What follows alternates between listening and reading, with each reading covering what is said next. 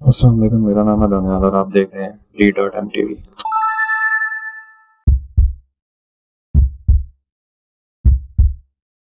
ایک ایسی مقدس دیوار جو یہودیوں کے لیے اتنی ہی مقدس ہے جتنا کہ مسلمانوں کے لیے خانہ کعبہ، جس کے سامنے ایک مذہبی فریضہ کے طور پر وہ 2000 سال سے رو رو کر دعائیں کرتے ہیں، اور اس لیے اس دیوار کا نام دیواریں گریاں پڑ گیا۔ آخر اس دیوار کے اندر ایسا کیا خاص ہے، اس کی تاریخ کیا ہے، اور یہودی یہاں پر آ کر کیا دعائیں کرتے ہیں، انہیں کس مسیح کا انتظار ہے، اور آنے والے وقتوں کے اندر اس دیوار سے متعلق وہ کیا ارادے رکھتے ہیں، یہ سب باتیں ہم آج کی اس ویڈیو میں جاننے والے ہیں، کیونکہ اس دیواریں گریاں کی تاریخ فلسطین کے موجودہ حالات سے اور مستقبل میں ہونے والی تیسری عالمی جنگ سے جڑے ہوئے ہیں۔ دیواریں گریاں دراصل کی تباہی میں بچ جنگ ہے، یا اس کی بنیاد ایک آخری حصہ ہے جو یہودیوں کی پہلی مقدس ترین جسے تابوت سکینہ کے رکھنے کے لیے حضرت داؤد السلام نے کروانا شروع کیا، جو اس وقت یہودی قوم اسرائیل کے حکمران تھے، پر اپنی زندگی میں وہ اسے مکمل نہ کر سکے۔ حضرت سلیمان علیہ السلام نے اسے جنات سے مکمل کروایا، اور انہی کے نام پر اسے ہیکل سلیمانی کہتے ہیں، کیونکہ ابو علیہ السلام کی طرح وہ بھی پیغمبر تھے جنہیں اللہ تعالیٰ کی طرف سے ہواؤں، جنات پر کنٹرول اور جانوروں کی بول ساتھ ایک اتنی بڑی حکومت کی حکمرانی دی گئی جو کیا نہیں ملے گی، اور اس حکومت کا مرکز تھا یروشلم کا شہر۔ ہیکل سلیمانی کی تعمیر سے پہلے یہودیوں کے ہاں کسی بھی قسم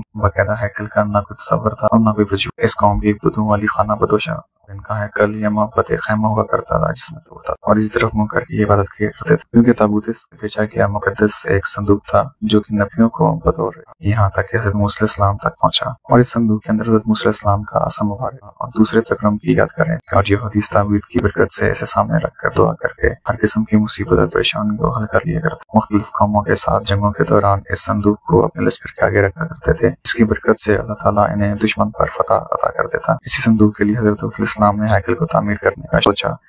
مگر دوسری بار یومالیوں کی وجہ سے ٹائٹس نامی بادشاہ نے یروشلم پر حملہ کر اینٹ سے اینٹ بجا اور ہیکل سلیمان دیا، جس کے بعد یہ تابوت سکینہ ایسا غائب ہوا کہ آج تک نہیں ملا، اور ہیکل کی صرف ایک دیوار باقی رہ گئی جسے دیواریں گریاں کہتے ہیں۔ حضرت سلیمان علیہ السلام نے اپنے دور حکومت کے چوتھے سال کے اندر اس ہیکل کی تعمیر کا باقاعدہ آغاز کیا، اور آج اس کی بناوٹ اور مضبوطی سے اندازہ لگایا جا سکتا ہے کہ یہ تعمیر انسانوں کی بس کی بات نہیں تھی، کیونکہ اتنے بڑے بھاری پتھروں کو جنات کی طاقت سے چنا گیا تھا، اور حضرت سلیمان علیہ السلام کی روح دوران عبادت ہی قبض کر لی تھی، لیکن وجہ کچھ اس طرح کی بنی کہ آپ ایک لکڑی پر سر اور کمر رکھ کر عبادت کے اندر مصروف تھے، سارے سے یوں لگ رہا تھا کہ آپ کا انتقال ہو چکا تھا۔ حضرت سلیمان علیہ السلام کی وفات کے بعد اس کے اندر 3 حصے کر دیے، حصے کے اندر عام لوگ عبادت کیا کرتے، اس سے اگلے حصے کے اندر علماء کرام جو کہ 90، اور اس سے اگلے حصے کو انتہائی مقدس سمجھا جاتا کیونکہ سکینہ رکھا گیا تھا، اس لیے یہاں پہ کسی کو داخل ہونے کی اجازت نہیں تھی سوائے اس وقت کے بن کے۔ اس دوران بنی اسرائیل کے اندر کئی پیغمبر ان کی ہدایت کے لیے آتے رہے، لیکن یہ قوم بد سے بدتر ہوتی، طرح اپنے گناہوں سے توبہ طائف کرنے یا ان کو ترک کرنے کے لیے تیار نہیں تھی۔ یہ ایک طرف تو عبادت کیا کرتے اور دوسری طرف کام کی کلم کلا خلاف ورزی بھی کرتے۔ ان کے اس دوغلے پن اور منافقت سے جلال کے اندر آئی، کیونکہ ان کے بے شمار نبی بھیجے گئے اور یہ قوم سدھرنے کو تیار، ان کی شکلیں تبدیل کر کے بندروں اور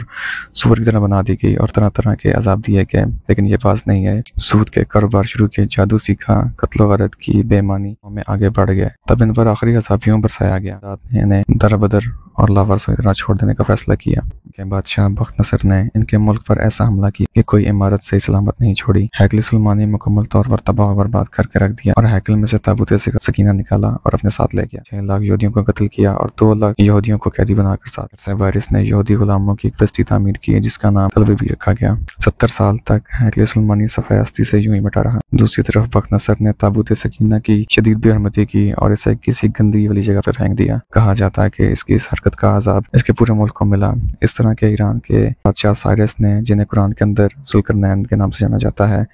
وہ شخص جنہوں نے یاجوج ماجوج کے لیے دیوار یا بند تعمیر کی، انہوں نے بابل کے شہر عراق پر حملہ کر دیا اور بابل کے بادشاہ کو شکست دے کر بابل کی سلطنت کا مکمل خاتمہ کر دیا۔ سائرس ایک نرم دل اور انصاف پسند حکمران تھے، انہوں نے تلابیب کے تمام قیدیوں کو آزاد کر کے ان کو واپس یروشلم جانے کے ساتھ میں ان کو ہیکل کی نئی سرے سے تعمیر کرنے کی اجازت دے دی، یہاں تک کہ انہوں نے اس تعمیر کے مدد فراہم کرنے کا وعدہ بھی کر لیا۔ چنانچہ ہیکل کی دوسری دفعہ تعمیر شروع ہوئی، لیکن مرتبہ اس میں تابوت سکینہ جس کے بارے میں آج تک معلوم نہیں ہو سکا کہ بخت نصر نے اس کا کیا کیا۔ وہ کہنا ہے کہ اس مقدس صندوق کو مزید توہین سے بچانے کے لیے اللہ پاک کے حکم سے اس کو کسی محفوظ مقام پر موزنہ طور پر چھپا دیا گیا ہے جس کا کسی انسان کو علم نہیں، لیکن یہودی اس کی تلاش کے اندر اتنے پاگل ہو چکے ہیں کہ اس کے اندر پوری زمین کو بھی کھودنا پڑے تو وہ یہ کرنے کے لیے بھی تیار ہیں۔ دوسری مرتبہ ہیکل کی تعمیر کے بعد وقت گزرتا رہا، یہاں تک کہ کچھ عرصے کے بعد حضرت عیسیٰ السلام کا ظہور ہوا، حالانکہ اس رسول فرح پر پھر سے یہودیوں نے حسب معمول منافقت اور حضرت عیسیٰ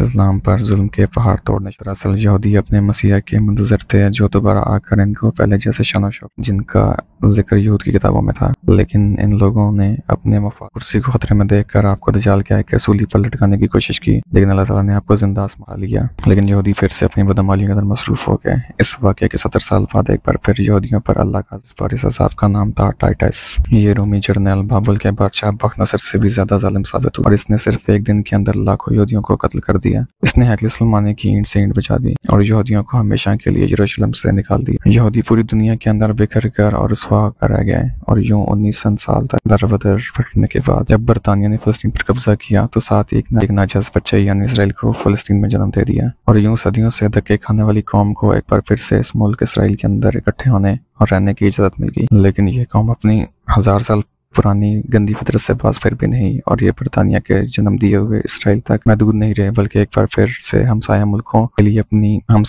مصیبت بننے لگے۔ 5 جون 1967 کو اس نے شام کی پہاڑیوں پر قبضہ کر لیا۔ 1968 میں اردن کے مغربی کنارے پر قابض ہو، اسی سال مصر کے علاقے پر بھی کنٹرول حاصل کر لیا۔ آج اس قوم کی شرارت اور کرتیاں دیکھ کر اندازہ ہوتا ہے کہ آج سے 2 سے 3 ہزار سال پہلے یہ کس قدر سازشی رہے ہوں گے، جس کی وجہ سے اللہ تعالیٰ نے ان پر لعنت کر دی۔ غیرتی اور بزدلی کی وجہ سے اس نے پوری دنیا کے مسلمان ممالک کے اندر آگ لگا کے رکھ دی۔ اگلا مشن جلد از جلد اس سائیکل کی تعمیر ہے اور اس کے اندر اور تابوت سکینہ کو دوبارہ رکھنا ان کی کوشش ہے تاکہ ایک بار پھر سے اپنے مسیح کے آنے پر حکومت کر سکیں اور ان کا مسیح ہوگا دجال جو اپنے آپ کو مسیح کہے گا۔ تو حضرت عیسیٰ السلام پہلے گزر چکے ہیں اور یہ مسیح جھوٹا ہوگا جسے دجال کہتے ہیں۔ یہ تیز رفتاری سے کر رہے ہیں جس کا نام ہے گریٹر اسرائیل کی تعمیر۔ یہ پورا ایک پلان ہے جس کے مطابق پوری دنیا سے یہودیوں کو اکٹھا کر کے الگ گریٹر اسرائیل کی ریاست کو کیسے تعمیر کیا جائے۔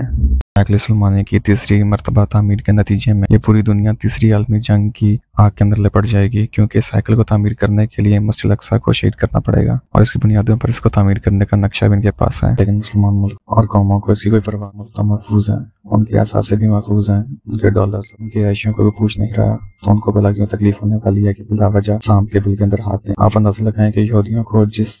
بستی میں بختنصر نے قیدی بنا کر رکھا تھا، یہودی آج تک اس کو نہیں بھول۔ انہوں نے اسرائیل بنانے کے بعد اپنے ایک شہر کا نام تل ابیب رکھ لیا، جبکہ ہم مسلمان اس مسجد اقصی کو بھی بھول چکے ہیں جہاں ہمارے پیارے نبی حضرت محمد صلی اللہ علیہ وسلم نے معراج کا سفر شروع کیا تھا۔ یہودی آج تک اس سائیکل کی بچ جانے والی دیوار کو ہاتھ لگا کر گڑگڑاتے ہیں، روتے پیٹتے ہیں، توبہ اور معافیاں طلب کرتے ہیں، مگر آج بھی اپنی مکار فطرت سے باز بالکل نہیں آئے، یعنی بینکنگ کا سود کا نظام بھی چلا رہے ہیں، سازشیں کر کے مسلمانوں کو ان کے علاقوں پر قبضے بھی کر رہے ہیں، دنیا کے مسائل پر بھی قبضہ کر رہے ہیں، بن کر دیواریں گریاں کے سامنے معافیاں بھی مانگ رہے ہیں، یعنی وہی منافقت اور فطرت جو ان کے خون کے اندر شامل ہے۔ اب گریٹر اسرائیل کی تعمیر اور دجال کا انتظار ان کا سب سے بڑا مقصد ہے،